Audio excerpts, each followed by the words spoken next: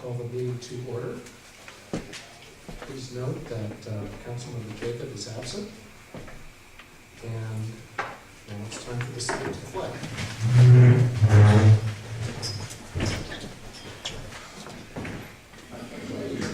To the flag of the United States of America, and to the republic for which it stands, one nation, under God, indivisible, with liberty and justice for all.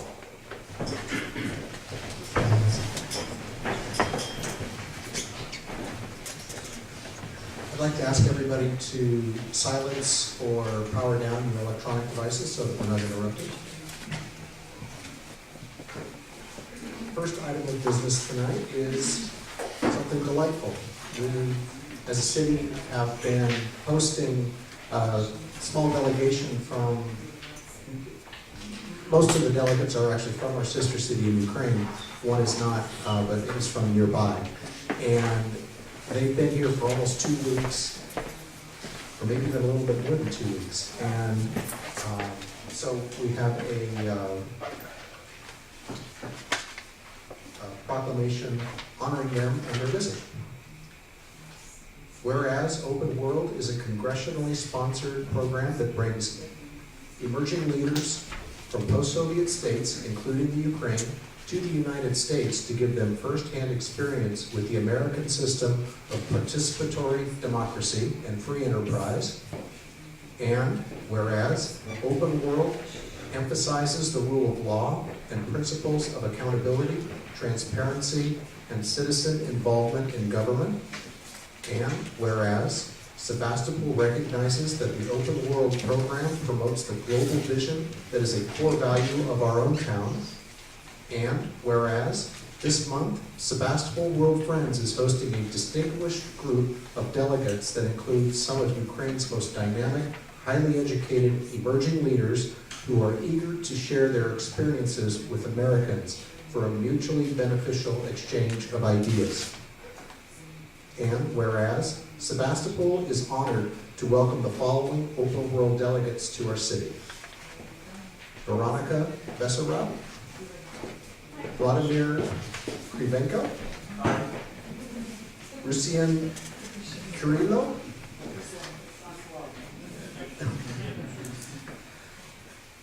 Svetlana Pilpinko,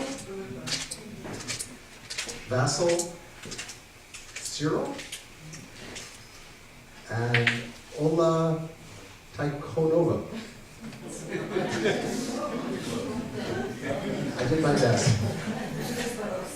Whereas the visit of the Open World delegates provides our entire community with a wonderful cultural exchange opportunity, and whereas we want to extend to our Open World visitors our sincerest best wishes and express our hope that their time in Sebastopol has been rewarding, fulfilling, informative, and memorable. Now, therefore, be it resolved that the City of Sebastopol does hereby honor our distinguished Open World visitors and does hereby welcome them to our city.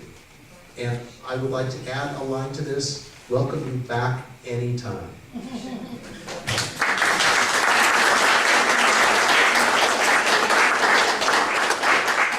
So if the delegates would like to come forward, we have a presentation. Yeah, sure.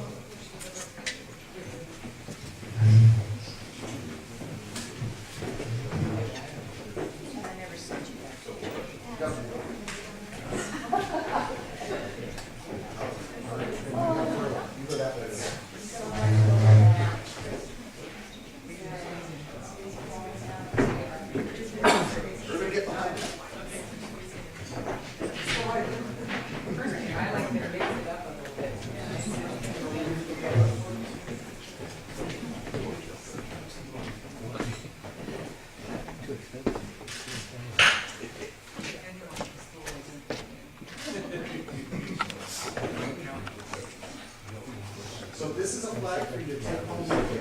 Це прапор, який ми даруємо вам, забираєте з собою додому. And I understand it's going to be in the museum.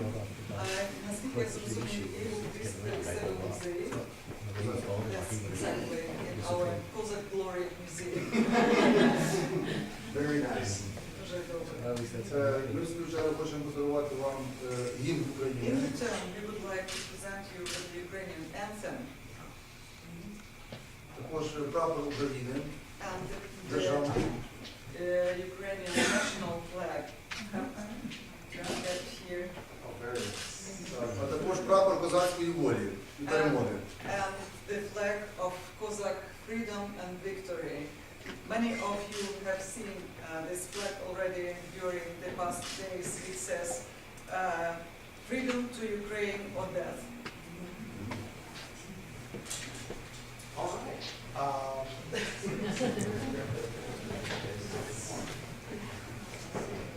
Sure. I'll let it present it. This is the formal way.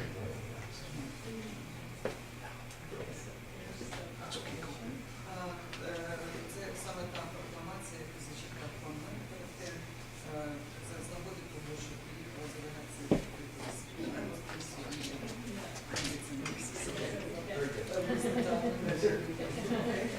And if anybody would like to say a couple of words about your visit, that would be most welcome. Якщо хтось хоче, я вас запрошую, що у нас буквально парі слів, що стосовно вашої візити.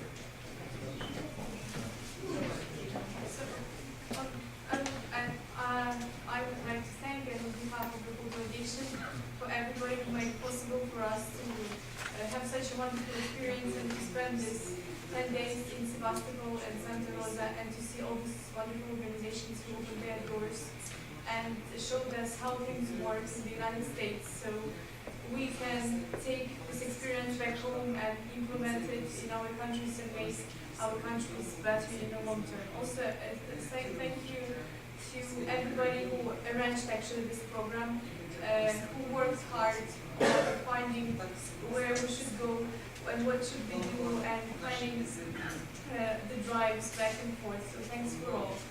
And in general, it's been a great experience. Just thank you very much for it.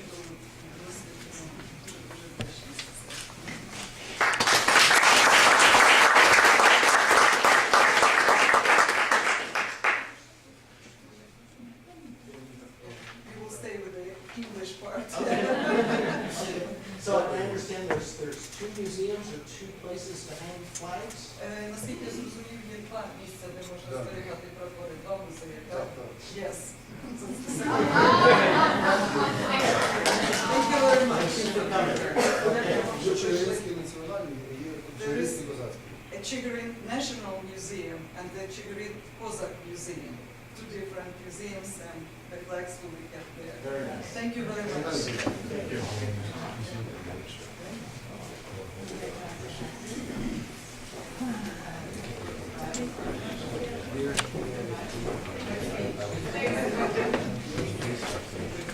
Thank you very much.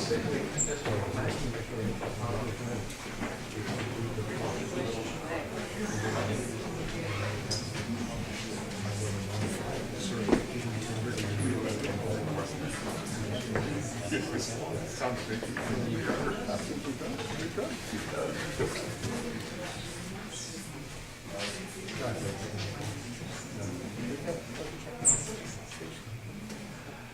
Next on our agenda is the approval of minutes for the meeting of December 2nd, 2014.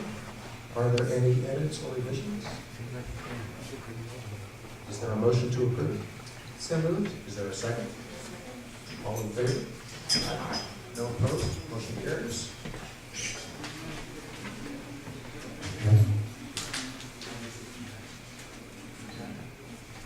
Now we have public comment for items that are not on any item that is on tonight's agenda.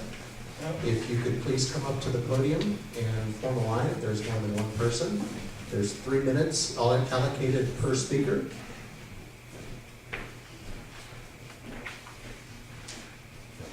Good evening, Deborah Taveras, and I've been talking about primary water. Primary water is a global reality, so those here from our sister city would be happy to know that they're not in a water scarcity as we're being told here. In fact, primary water wells are drilled all over the world. What is primary water? Well, primary water is a renewable water resource that the earth presents us in enormous amounts, in that between hydrogen, which means in Greek water and making, and hydrogen and oxygen create water. Water surfaces in springs, in geysers, and in many of the waterfalls that you may see in Hawaii off the tops of volcanoes, continues to flow into pools down below.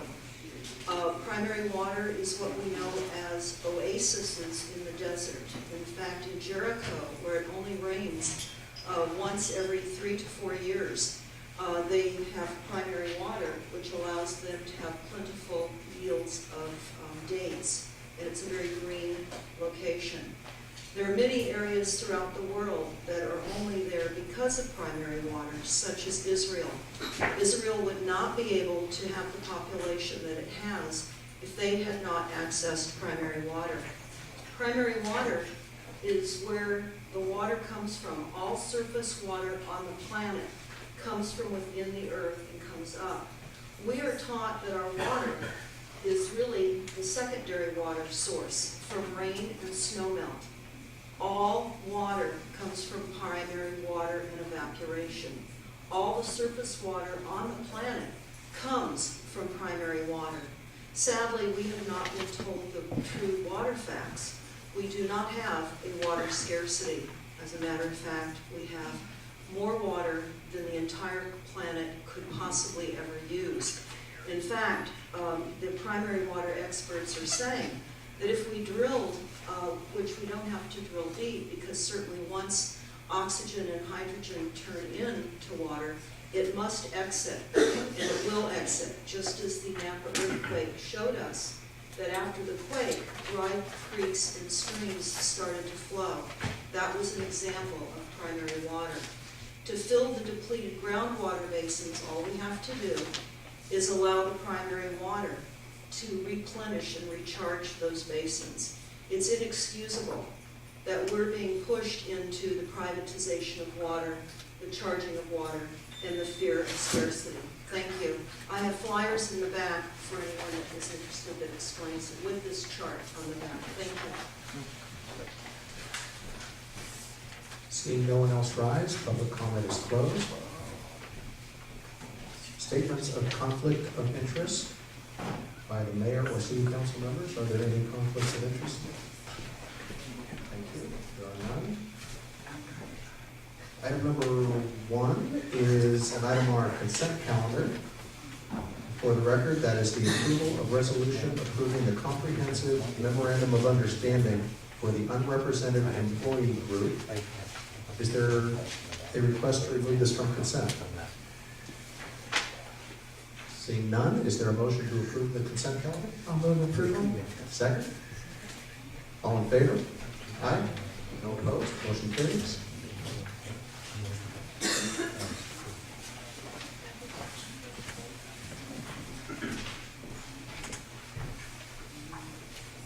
Item number 2 is a public hearing. And this is concerning a resolution submitting recommendation to the Sonoma County Community Development Commission for the 2015 and 2016 Community Development Block Grant. Engineering Director Susan Kelly. Thank you. This is an item that I bring before the council annually. Each year, the Community Development Commission issues call for projects for the Community Development Block Grant that is allocated to the cities in the county, excluding Petaluma and Santa Rosa. All of the cities are members of this JPA. There's a public notice that's provided, and nonprofits in our community have an opportunity to access this money, but we don't believe I'm not aware of any applications being submitted from outside the city. So every year the staff prepares an application so that we can get our, cut of the annual allocation. And I'm proposing this year that the council again establish a priority of the ADA transition plan improvements for city buildings. The status of that project is that there's currently a request for proposals out for architectural services to do the designs. Assuming that the council is still interested in placing the highest priority on ADA improvements at Ives Pool. And then there are about 8 other city buildings that are on the list for eventual improvement. The architectural services will provide designs for all of 10 of the buildings that are on our list. And then we have, probably with this year's funding, if we get somewhere in the neighborhood of what we're asking, we'll have enough money to probably do the pool project construction. And then we'll, the intent is to just keep getting more money in as we fix the buildings as funding permits.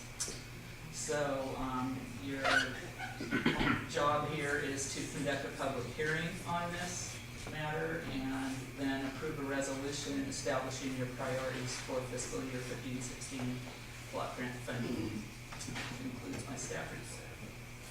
Thank you. Are there any questions of staff on this item? Councilmember Ely? Thank you for the report. Staff report is very informative. Assuming that we're successful in this round of grant funding, is there a way to kind of put an estimated date of completion for the Ives Pool ADA improvements? I expect that the architectural design will take up a good part of the coming year. We won't be in contract till maybe February, and it'll take a few months to get the plans done and approved. They have to go through a certain level of review at the commission itself. But hopefully we could be looking at construction contract in the fall, as early as the fall, and try to do the work maybe during the winter. It'll be tricky scheduling the work at the pool, I guess. The external path of travel work won't be so disruptive to the program, but there will be some work done in the bathhouse that could be tricky to schedule. We'll have to work with the director over there. So in reading So over maybe those, within the next year, okay, all right, thank or you. so, or a year and a half. So in reading over the list of planned work, there's the access from the back parking lot area of the Center for the Arts. Yes. And then internal modifications to the pool facility itself to make it fully Yes. ADA Yeah, compliant. and we could actually, we do have some additional city funding set aside for the parking and path of travel to the pool, which could be done as a standalone project, although I think it would be more economical probably to do the whole thing all at once, but we'll look at those opportunities too. But once complete, Once we have the some whole plans. pool facility will be ADA compliant. Yes, Okay, great, thank you. that's the idea. Councilmember Gurdy? Thank you. I appreciate our status, that we're not in competition for this with our nonprofits who might have applied.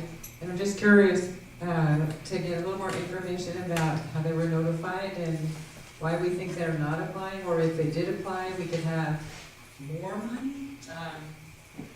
No, I don't think we could have more money. That's the easy question. Why they're not applying, I'm not sure. It's been years since we've had any applications from nonprofits, but there have been some in the past.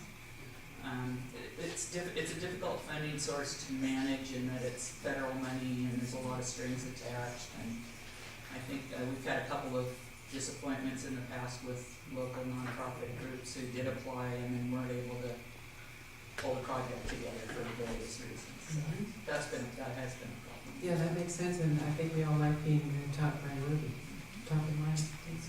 But the advertisement is done by the commission. Councilmember Glass? Well, since I see this big number, $236,824,000, so that's what we have applied for thus far over these various fiscal years. And I'm just wondering, out of curiosity, does so this money has accumulated, did they pay that to us upfront, or we No. have to bill on, okay, so it's just, It's a reimbursement-based grant, and, in fact, we're probably gonna have, we're getting to the point where we're almost spent down on the 11-12 fiscal year grant, which is good, because there are deadlines attached to these two. We'll probably have to get another extension for the 12-13 money, but that'll be taken up in architectural services, I'm sure. So we've been racking it up for a few years, and now we're gonna kind of catch up with it and spend a bunch of it all at once. so we just sort of have vouchers, not real money. We submit a quarterly invoice, reimbursed as we go. Yeah, okay, thanks. I have a couple of questions. The first is, it's the last part of the staff report in the first couple of pages, not the technical information. Talks about application for contingency funds, should they become available to operate the following housing rehabilitation programs for low-income owner-occupied households throughout the incorporated area of the city. Should those funds actually materialize? Is there a proposal as to how that would be administered? Well, the commission administers monies that are in the fund and not allocated to projects. And the way that things get into that fund is by being deprogrammed for one reason or another. Somebody can't use the money that they've been allocated. And so this is kind of a standby program that the county runs to use the money, because HUD has a lot of constraints around the timely use of funding, and if we don't spend it in the county, we don't get as much next year. And so it's actually administered by the commission. They accept applications, they advertise the possibility of these loans, and The county. the county does all the work, but they do accept them in all of the cities. So every year we apply for that as a second priority, just in case there's some applicant in Sebastopol waiting for some money, and it does become. So it's project specific, there has to be an identified homeowner and residence Yeah, they for maintain that. the list, yeah. Okay, They do all the legwork. They go out and interview them and find out what their needs are and verify income, and it's only available for certain types of work. yeah, that's a fairly short list here of 4 items. I'm sure there's more than this, but I can understand the type of work that they're wanting to have done. But we want to keep that in our application every year so that our residents are eligible, who are eligible or eligible, Right. can avail themselves. And then the other question, I think you've answered about, it's not that we have the money, we're not banking the money, we just have it on, we have a credit with HUD? We Not have HUD, an is it? agreement with the Community Development Commission, Okay. the county, and it spells out how much money we get for what purposes and how long we have it for and our responsibilities and et cetera. All right, thank you. So this is a public hearing, so at this point, I'd like to open this up for public comment. If anybody would like to speak on this item, please come forward.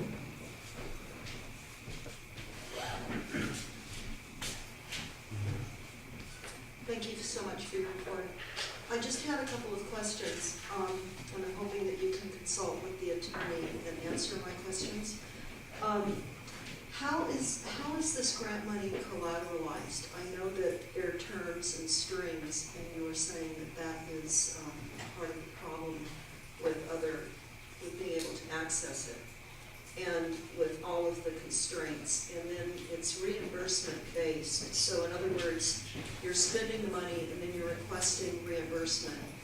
Again, generally loans or grants, the money's coming from somewhere. It's collateralized to get something. Somebody's paying for that. Who is ultimately obligated for the payback of the grant money? Because we know that nothing is free. Thank you.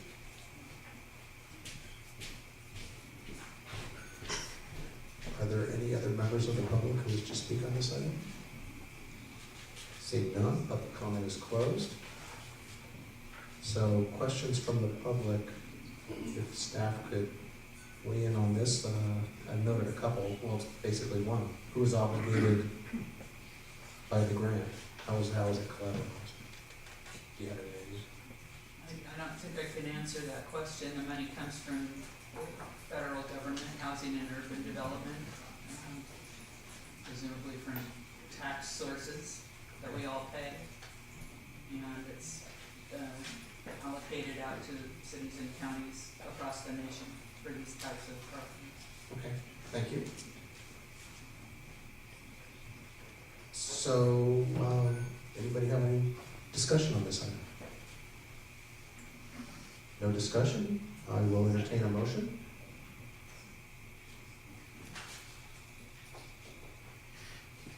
Well, I will move approval of the resolution. Is there a second? All in favor? Aye. No opposed? Motion carries.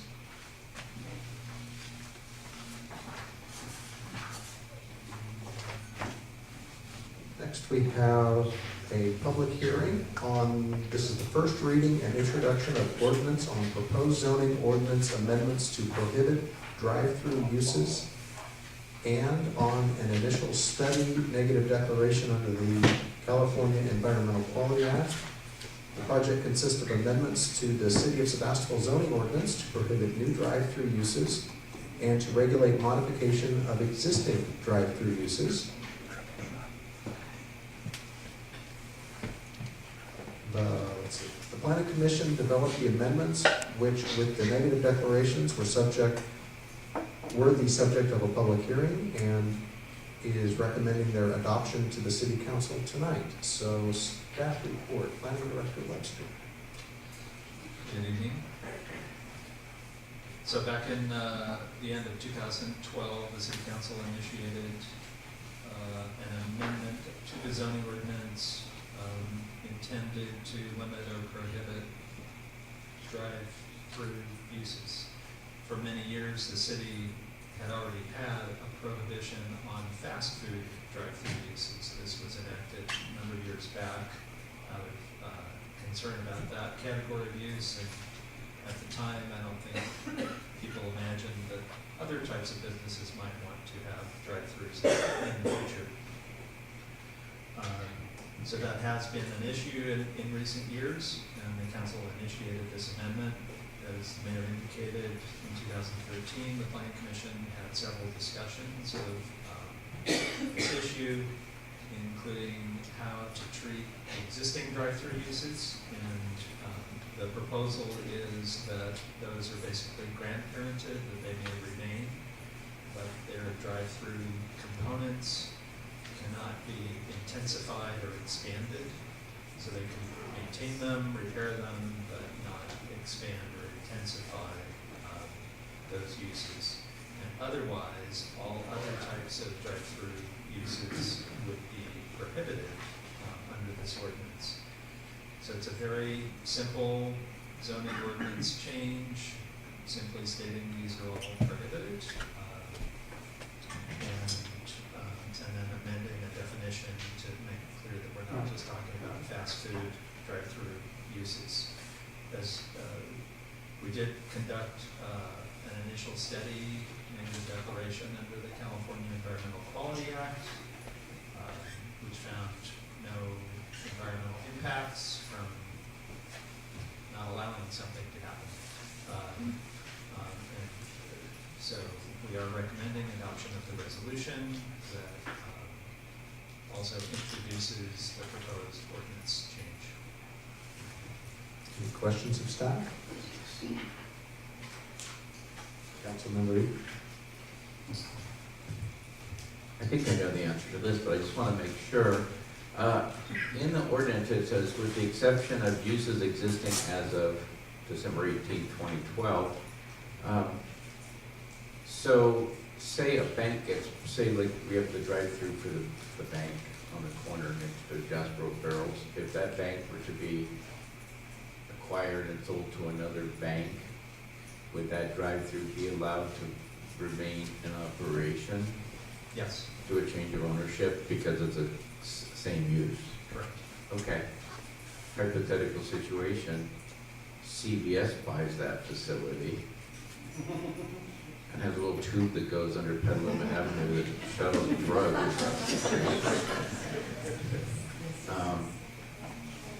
Can can that be acquired by somebody to be another, it's an existing facility, but a different use? We have Do no we trouble finding that to be a change of use. That would be a change of use. Okay. All right, I just want to make sure there's no loopholes here. I mean, it looks pretty simple and straightforward proposition. Okay, thank you. Any other questions of staff?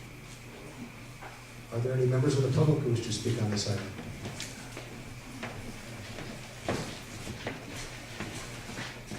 I just wanted confirmation, maybe somebody could give that to me.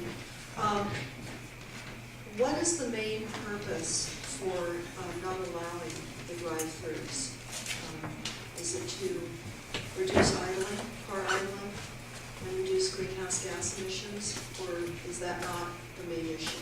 Thank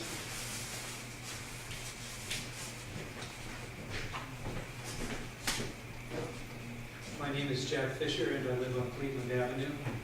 Many of the goals of the drive-through ordinance are excellent, and I'm asking that those same goals be applied in our neighborhood as well.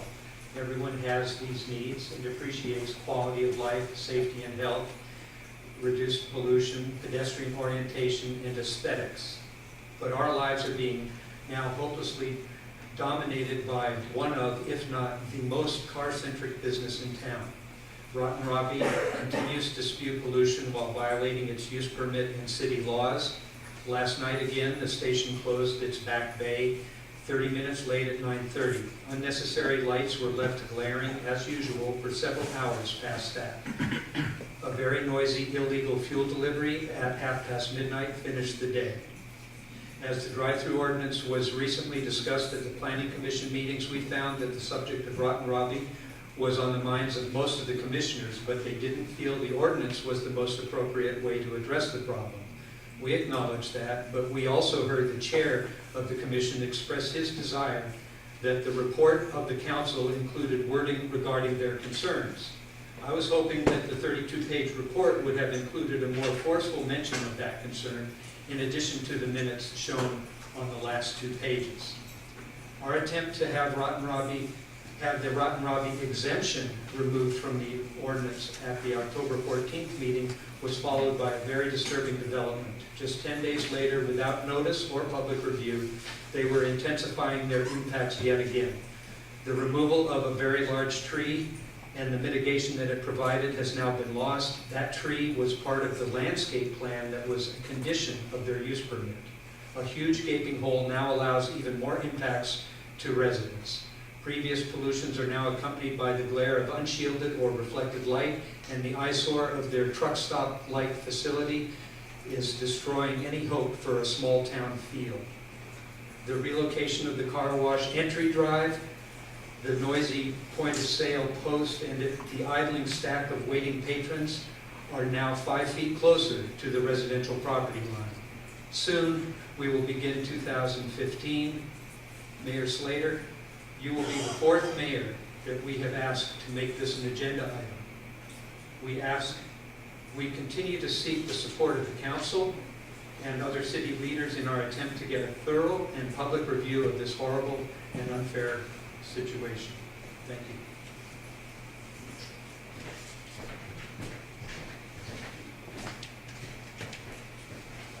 Paul Fritz, 437 High Street. I just wanted to express my support for this ordinance. I think it's a great thing for the city to forbid any future drive-throughs. I only wish there was a way that we could get rid of the ones that are already here, especially the ones downtown. I think it's a great to kind of, reduce the kind of the car-centric environment that we, have been building for the past, 50 or 60 years. And I applaud you and fully support the adoption of this ordinance. Thank you. Hi, I'm Donna Fisher, Cleveland Avenue. I had a couple of notes based on the staff report. The ordinance states that this definition does not encompass automotive service stations, oil change businesses, car washes, or similar uses as determined by the Planning Commission. It is designed to regulate modifications to existing drive-through uses. So I'm just what I want to understand is why it's necessary to exempt any of them. They're all horrible businesses. They should all be regulated even more closely than the ones that you're trying to stop. And I just don't quite understand what the point is of exempting any of them. As far as the planning commission goes, they were feeling that this wasn't the proper place and the proper way to address the problem that we are having in our neighborhood with Rotten Robbie. But we can't seem to find out where we fit. We don't fit anywhere. We're too general for certain things, we're too specific for others. But this was an opportunity for them to be stopped, and didn't happen. And I just do not understand how this is allowed to continue. It's just incomprehensible what they have done. And the obscenity of the last intensification of their use is just beyond the pale. And I would hope that as a gesture of support of our neighborhood, that you would at least eliminate that from the ordinance. Thank you.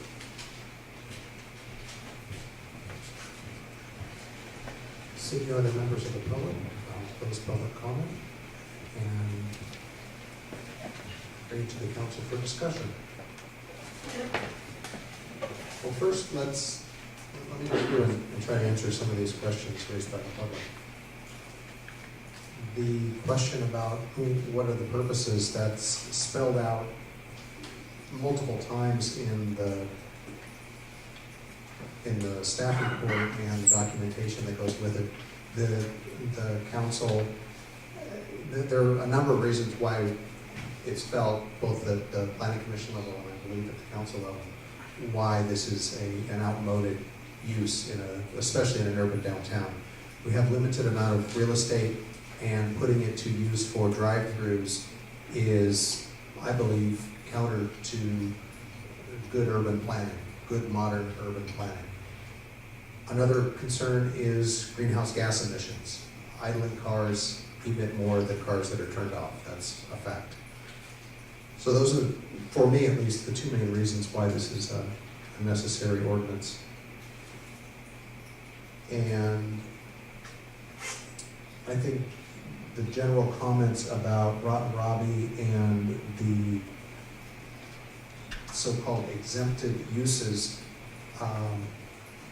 the Planning Commission did talk about that at some length, if I read the minutes correctly. Would staff like to weigh in on where we are with that? And I do know the Planning Commission is looking at that in the future. Yeah, I think as indicated, the commission felt that, prohibition on driving through a gas station or car wash would make those uses unworkable, and that's initially why they excluded those uses from the prohibition. And they did have a discussion in response to comments from the public at their meeting about gas station and car wash regulations and the specific business that has raised a lot of concerns. And they asked that a discussion of existing standards for car washes and gas stations be agendized, which actually occurred at the last meeting, the first part of it anyway. So they're looking at the existing rules for those uses. We have some pretty brief, short regulations about gas stations. We don't have specific regulations about car washes. The Commission was provided with examples from a number of other jurisdictions of different ways to regulate those uses. So they're interested in modifying those, and that might affect how an existing car wash or gas station could be modified in the future if we amend the zoning ordinance. So the Commission is working on it. They'll be talking about it more early next year, and then they may make a recommendation to the council. They also asked for more information on the Rotten Robbie situation specifically, so we will be providing more information back to them. So the city attorney, city manager has a comment on that.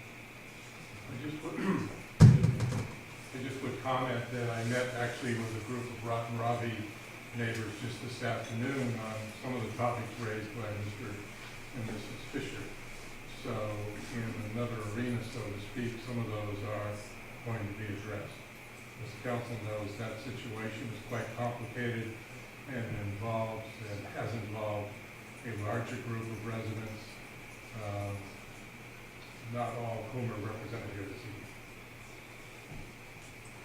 So if the city attorney could weigh in on this next question, comment,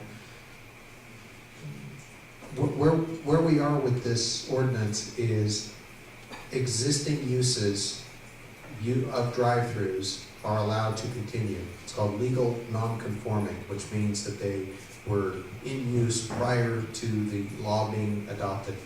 The vernacular term is grandfathered in. The existing car wash would fall into that category of grandfathered in. If this ordinance were to prohibit any drive-throughs and force businesses to close existing drive-through facilities regardless of use, this is my question for the city attorney. What liability does that open the city up to? That would likely constitute taking of private property without compensation, so the city would likely be forced to compensate the business or property owner for having deprived them of their right to continue that use. And all the legal wranglings and lawsuits that would ensue likely as well. Yes, especially with regard to the gas station situation, as the planning director indicated, there's several things going on there at once. Some of these would be pre-existing uses, which we're talking about right this minute, that are legal non-conforming uses and have to be allowed to continue so long as the use doesn't change or is not expanded. But in other cases, the use itself or the drive-through feature is inherent in the type of business. In other words, the business itself cannot be conducted without the ability to drive through the premises, i.e. gas station, oil changer. The very nature of those businesses require a vehicle to pass through the facility. Thank you. Councilmember Glass. I have a question for our staff, and that's, what is the remedy for, I gathered from something that was said that there are limitations on their use permit, the Rotten Robbie use permit, regarding lighting, time of lighting, et cetera, What's the remedy for consistent and frequent violations of the rules of a use permit? First of all, I would caution the council that we're not this evening saying that those things do constitute a violation of any sort at the Rotten Robbie premise. That is a very old use permit, actually from 1988. And the nature of the business has changed with years and changes of equipment. So it's a complicated subject to actually ascertain what does or does not apply in the case of Rotten Robbie. However, in the case, generally speaking, of a business that violates a use permit condition, that theoretically would subject the use permit to possible revocation hearing.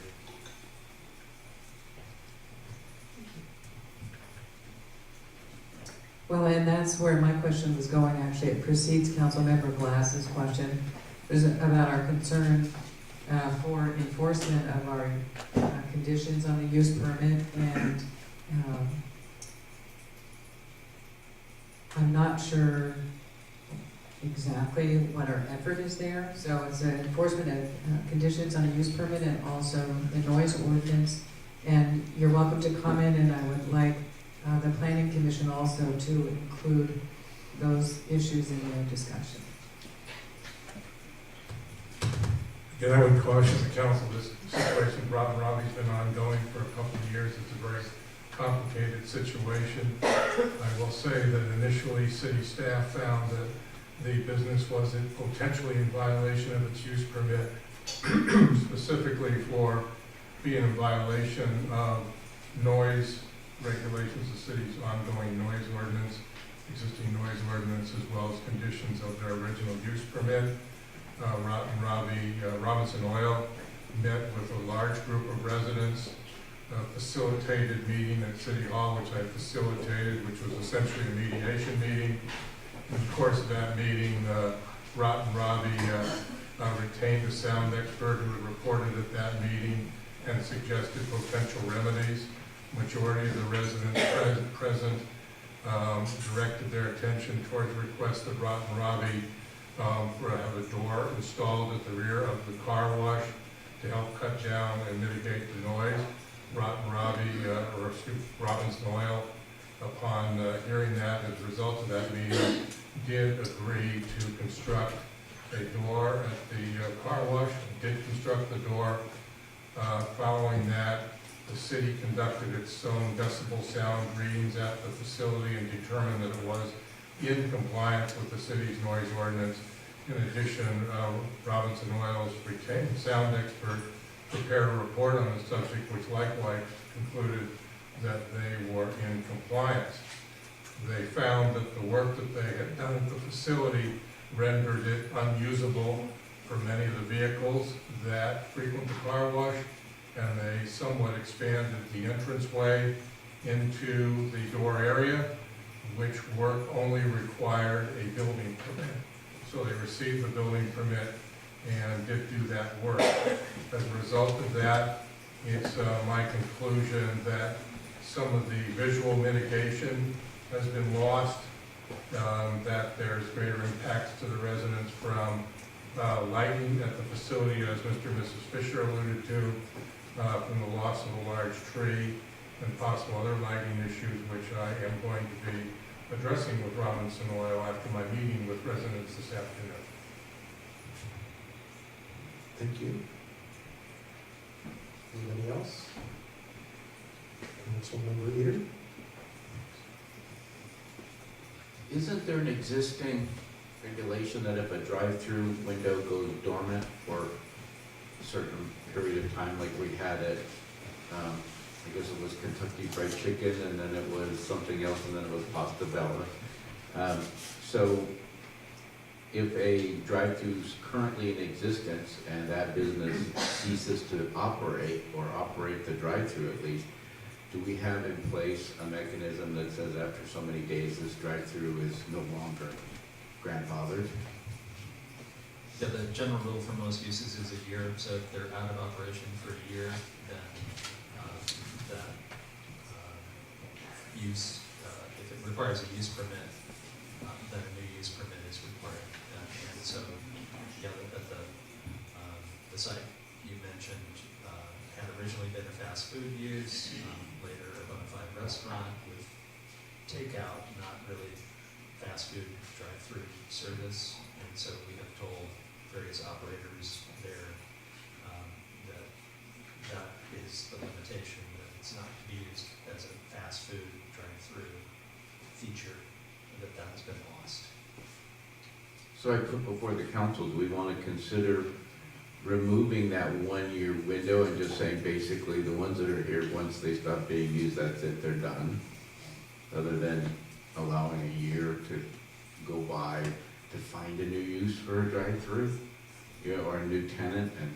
And I see the city attorney weighing in here, so. Abandonment of a use is a difficult thing to determine. There has to be some time period so cities can determine whether there's been actual abandonment of a use. I mean, it doesn't have to be 1 year, but to do it, for instance, theoretically, instantaneously, would be a very difficult standard of proof and would lead to, I think, probably lots of constant disputes. I mean, businesses cease for various things, including remodeling or changes of ownership. And as we noticed up on the north end of town, fire. And fire, yeah. Well, that would be a mitigating circumstance. Like the building burned down, okay, that's it, you're done. Well, I just, I wonder if, like, lack of use of their business permit or some criteria, you know, I don't know. Maybe the 1 year is okay, but it just seems to me like it'd be nice to be done with them, you know, when they're done. I could also mention in my time here, we've had some disputes over that issue with businesses alleging that they have continued, and the slightly longer time period does help facilitate evidence that the use has truly ceased. I mean, that's a relatively long period of time. Okay. And last but not least, you know, I have to say that the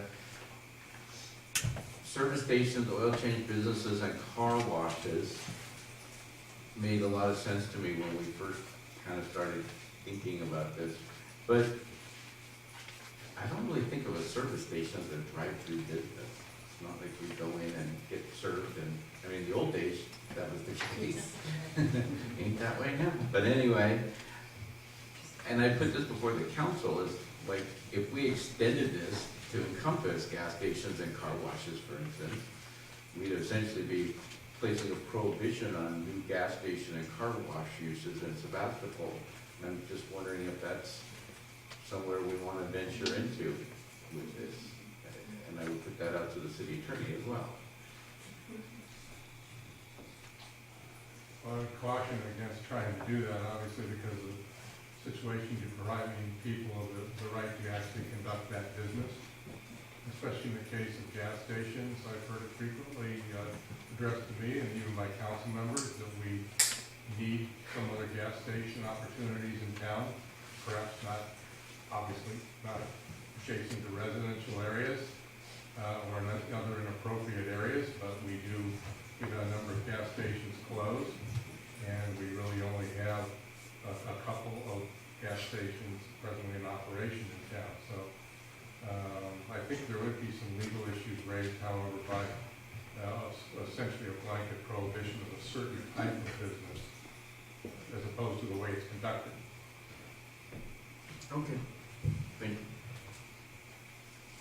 And I have significant comfort knowing that the planning commission is taking this up proactively, that came from their discussion and are looking very specifically at those very uses. So I'm comfortable with that. Is there any other discussion on this? I'd just like to say a little something here. In San Luis Obispo,